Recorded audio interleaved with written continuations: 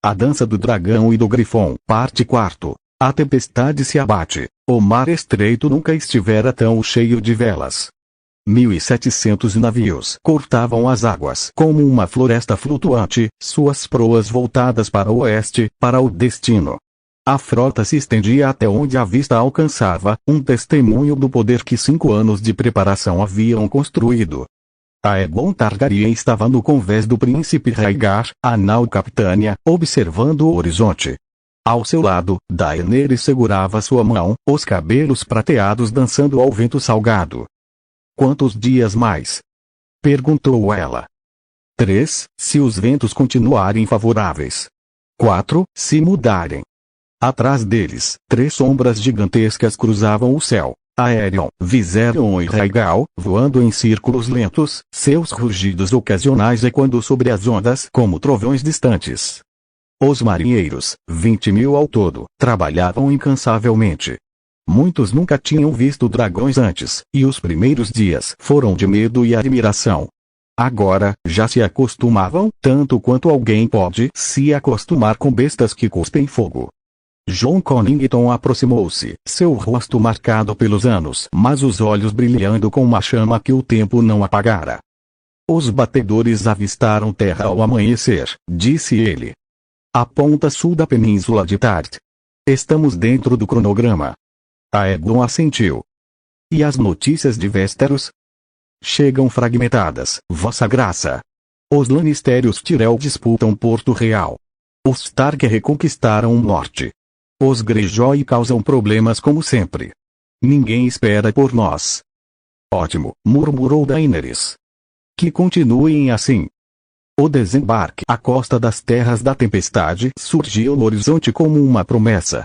Era madrugada quando os primeiros navios encalharam nas praias ao sul de Ponta Tempestade. A lua ainda brilhava, mas o leste já começava a clarear.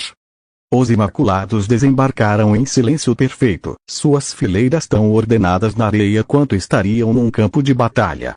Verme Cinzento liderava seus 8.000 homens com a precisão de um relógio. Nenhuma palavra era desperdiçada, nenhum movimento era aleatório. Em 1 hora, a cabeça de praia estava segura. Os dragões pousaram nas falésias próximas, suas sombras cobrindo a areia como nuvens vivas. Aerion rugiu, e o som ecoou por quilômetros, uma declaração de guerra que Westeros inteiro ouviria em breve. Aegon desembarcou com Daenerys ao lado. Seus pés tocaram o solo de Westeros pela primeira vez, e por um momento, o mundo pareceu parar. Chegamos, sussurrou Daenerys. Chegamos, confirmou ele. Jon Connington ajoelhou-se na areia, beijou o chão e chorou. 18 anos de exílio, de vergonha, de saudade. Finalmente, estava em casa. Poleiro do Grifo, a primeira fortaleza a cair tinha um nome que parecia destino. Poleiro do Grifo. Jon Connington liderou pessoalmente o ataque, acompanhado por Aerys Strickland e 10.000 homens da Companhia Dourada. A fortaleza, um castelo modesto nas proximidades da costa, era guarnecida por não mais que 200 homens, soldados de um senhor menor que jurara lealdade aos Lannister por pura conveniência. É quase poético, comentou Aerys Strickland, observando as muralhas através de sua luneta. Você recuperando o Poleiro do Grifo, Jon? Não é meu, respondeu Connington, a voz rouca. Nunca foi meu. Só morei aqui quando jovem. Mas servirá.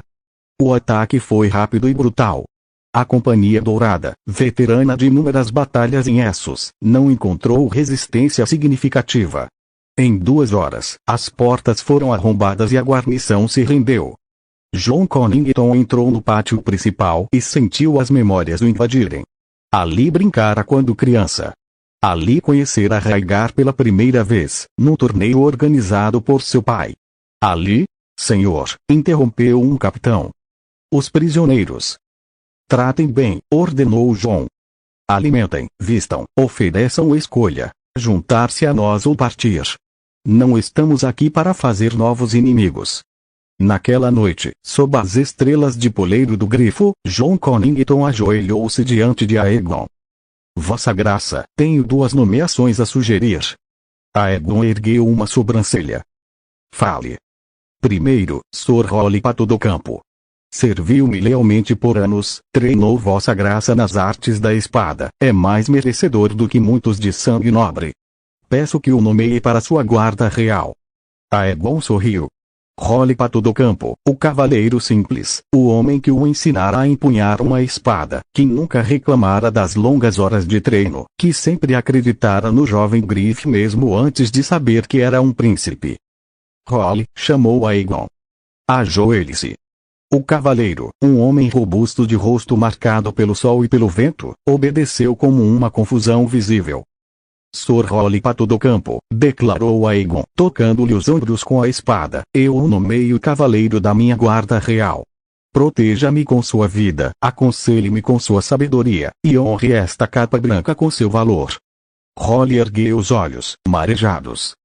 Vossa Graça, eu, não sou digno? Eu decido quem é digno, respondeu Aegon, ajudando-o a levantar-se. Levante-se, Sr. Rolly. E orgulhe-se. John Connington aprovou com um aceno, mas ainda não terminara. Segunda nomeação, Vossa Graça. Mais importante que a primeira. Continue. Barristan Selmy. O nome pairou no ar como um feitiço. Barristan, o bravo, lenda viva, senhor comandante da Guarda Real de Aerys, perdoado por Robert, desertor dos Lannister após a morte de Robert. Dizia-se que vagava por Essos, mas ninguém sabia ao certo onde. Selmy está em Westeros, revelou Jon. Chegou há poucos meses, depois de servir a uma pretensa Targaryen em Meereen. Está em Porto Real, ou perto disso, tentando encontrar propósito. Daenerys inclinou-se para a frente. Uma pretensa Targaryen? Uma mulher que se dizia Daenerys, explicou Jon. Um engodo, obviamente. Mas Selmy serviu até descobrir a farsa. Dizem que matou o impostor com as próprias mãos. Aegon trocou um olhar com Daenerys. E por que ele aceitaria servir a nós? Porque Vossa Graça é verdadeiro. Porque ele dedicou a vida à nossa casa. Porque, no fundo, Barristan Selmy sempre foi um homem honrado, e honra, Vossa Graça, é algo que os Lannister nunca entenderam. A decisão foi tomada. Mensageiros partiram naquela noite, levando cartas seladas com o dragão de 3 cabeças. Pedrelmo enquanto o poleiro do grifo caía, outra batalha se desenrolava ao norte. Pedrelmo era uma vila fortificada, um entreposto comercial que controlava o acesso a uma das poucas estradas que cruzavam as montanhas das Terras da Tempestade. Se cair, o interior estaria aberto. Benny Plum liderava os segundos filhos, 500 mercenários veteranos que já tinham visto de tudo. Com ele estavam Daario Naharis e seus 500 corvos tormentosos, e Gilo Regan, que não morrera, como se pensava, mas sobreviverá ao fermento e agora comandava 700 longas lanças. Uma força colorida, comentou Benny, observando os homens de Daario, com suas barbas tingidas e armas extravagantes. Quase tão colorida quanto sua reputação. Daario sorriu, um sorriso que não chegava aos olhos. Minha reputação fala por si mesma, velho. Velho, não, retrucou Benny, sem se ofender. Experiente. Há diferença. Gilo Regan, enorme e silencioso como sempre, apenas observava as muralhas de Pedrelmo através de sua luneta. 300 defensores, no máximo, disse finalmente. Mal treinados, mal equipados. Uma piada. Então vamos transformar numa piada mortal, respondeu Benny. O ataque foi coordenado. Os longas lanças formaram uma parede de aço que impediu qualquer tentativa de fuga. Os corvos tormentosos, velozes como o nome sugeria, flanquearam as defesas e atacaram pelos lados. E os segundos filhos, com a astúcia de Benny, abriram os portões com uma carga de ariete improvisada. Em 3 horas, Pedrelmo era deles. Muito fácil, murmurou Daario, limpando o sangue de sua lâmina. Onde está a diversão? A diversão, respondeu Benny, é não morrer. Aprenda isso, jovem, e viverá para ficar velho como eu. Porto Negro. O ataque mais delicado coube aos Imaculados. Porto Negro não era uma fortaleza militar, mas uma cidade portuária de médio porte, com cerca de 8.000 habitantes. Sua importância era econômica. Controlava a foz do rio Slane, por onde escoava a produção agrícola do interior.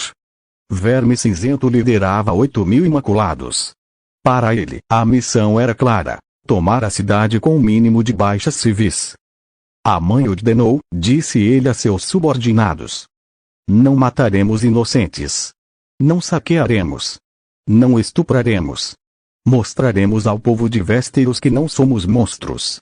Os imaculados, criados para obedecer, entenderam. A aproximação foi noturna.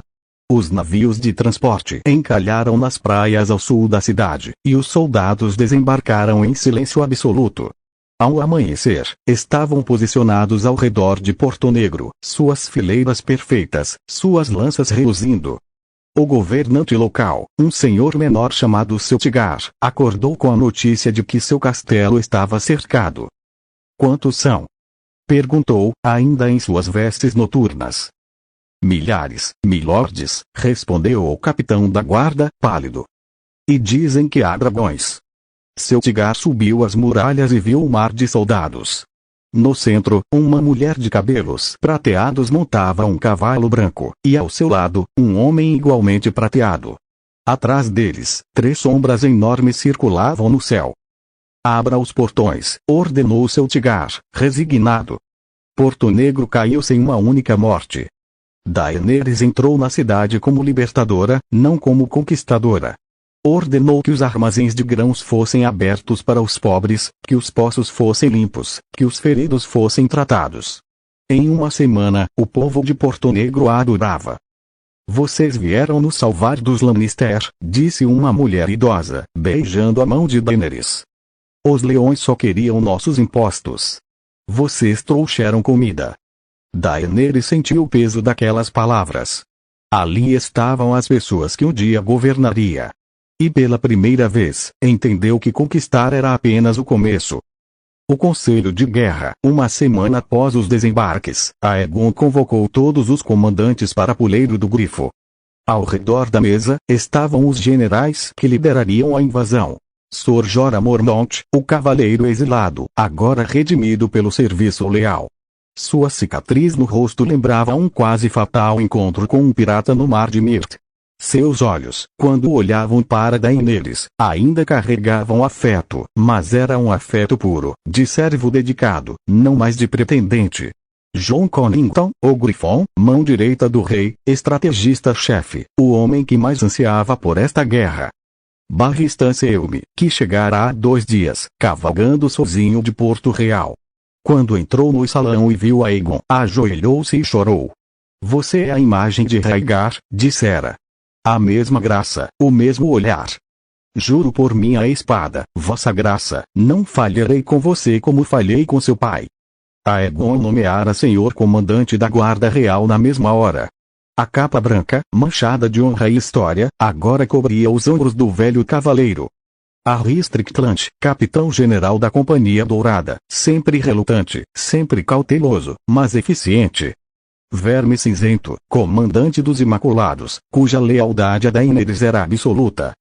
Benny Plum, esperto, astuto, com sangue Targaryen distante correndo em suas veias. Daario Naharis, belo, perigoso, sempre observando Daenerys com um interesse que aprenderá a disfarçar melhor. Gilo Regan, gigante silencioso, cujas longas lanças formavam a parede de aço que detinha qualquer carga de cavalaria. Senhores, começou Aegon. Conquistamos 3 posições em uma semana.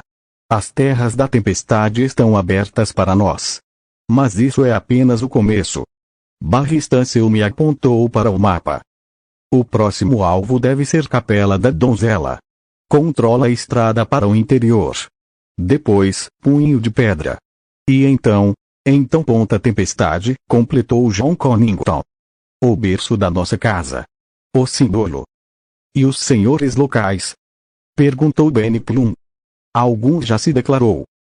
Alguns, respondeu Daenerys. Casas Van enviou um mensageiro, oferecendo passagem segura por suas terras em troca de não serem molestados. Casa Dondarrion, bem, Beric Dondarrion está morto, e sua terra é governada por um fantasma. O que significa? Perguntou a Strickland. Significa que as terras da tempestade estão maduras para a colheita, respondeu Aegon, sorrindo. Senhores sem liderança, homens sem lealdade, medo e esperança misturados. Nós somos a esperança. E o medo, deixaremos para nossos inimigos. Os dragões rugiram lá fora, como se concordassem. A marcha continua. O exército partiu na manhã seguinte. 19.800 homens, organizados em colunas que se estendiam por quilômetros. A frota, ancorada ao largo, aguardava ordens para mover-se ao longo da costa, fornecendo suprimentos e apoio. Na vanguarda, os Imaculados marchavam em silêncio perfeito, suas armaduras reluzindo. Atrás deles, a Companhia Dourada, mais barulhenta, mais colorida, mas igualmente mortal. Os mercenários flanqueavam a coluna principal, prontos para qualquer ameaça. E acima de todos, 3 dragões voavam, suas sombras varrendo a terra como presságios. Aegon cavalgava ao lado de Daenerys, a mão dela na sua. Está pensando nos filhos? Perguntou ele. Sempre, respondeu ela. Rhaenys deve estar perguntando por nós. Aemon deve estar analisando tudo com aqueles olhos sérios. Viserys deve estar tentando escalar os dragões. Aegon riu. Rhaegal deixaria. Ele é paciente com o menino. Rhaegal é paciente com todos. Menos com inimigos. O silêncio caiu entre eles, mas era um silêncio confortável, de 2 que se conhecem tão bem que palavras são desnecessárias. Conquistaremos isso, Dany, disse Aegon finalmente. Por eles. Para que cresçam em paz. Sei que sim. Ela apertou sua mão. Porque estamos juntos. A estrada se estendia à frente, poeirenta e cheia de promessas. Em algum lugar além do horizonte, Ponta Tempestade os aguardava. E além dela, Porto Real, o trono de ferro, o destino. O fogo e o sangue estavam chegando. E Westeros finalmente começava a perceber. Fim da parte 4.